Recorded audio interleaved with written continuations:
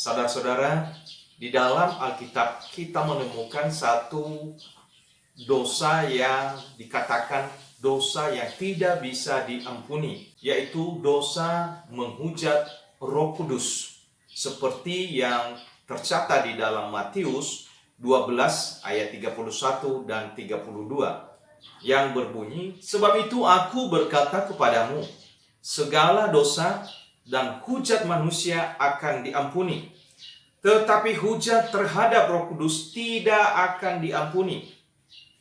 Apabila seorang mengucapkan sesuatu menentang Anak Manusia, ia akan diampuni.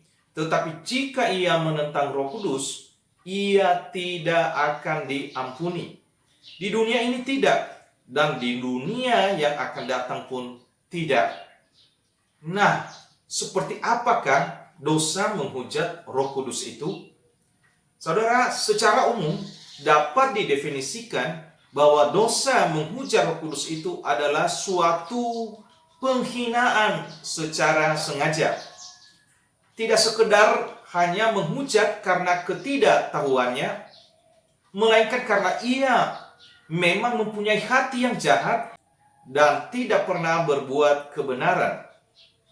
Dosa menghujat Roh Kudus adalah dosa yang dilakukan oleh orang-orang yang sudah mendengar kebenaran firman Allah, dan hatinya digerakkan oleh Roh Kudus, namun tetap menolak untuk menyerahkan diri kepada Kristus.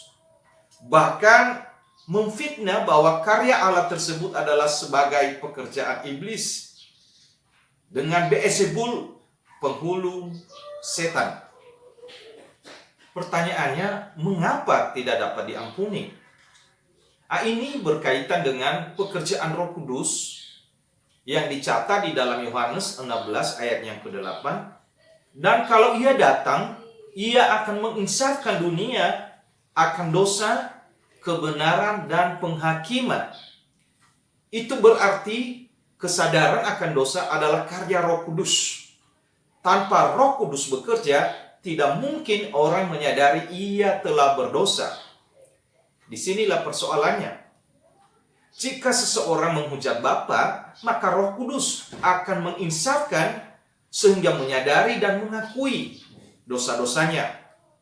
Demikian juga jika seseorang menghujat Anak, yaitu Yesus, maka Roh Kudus akan menginsafkan sehingga menyadari dan mengakui dosa-dosanya.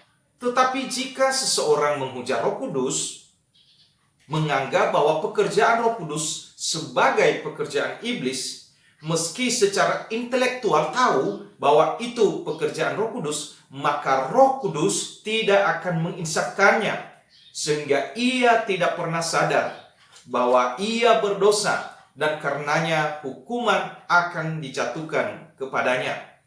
Sesungguhnya setiap macam dosa, setiap bentuk hujat secara tersirat dapat diampuni bila dosa itu disesali. Namun mengapa menghujat Roh Kudus dalam bagian ini tidak bisa diampuni? Karena orang-orang seperti ini adalah orang-orang yang sengaja menolak keselamatan yang daripada Allah. Jadi jelas bahwa dosa menghujat Roh Kudus adalah dosa yang hanya diperbuat oleh orang-orang yang berada di luar Kristus. Oleh sebab itu jangan sampai kita dikejar-kejar rasa berdosa, rasa bersalah yang menghantui perasaan kita. Tuhan memberkati.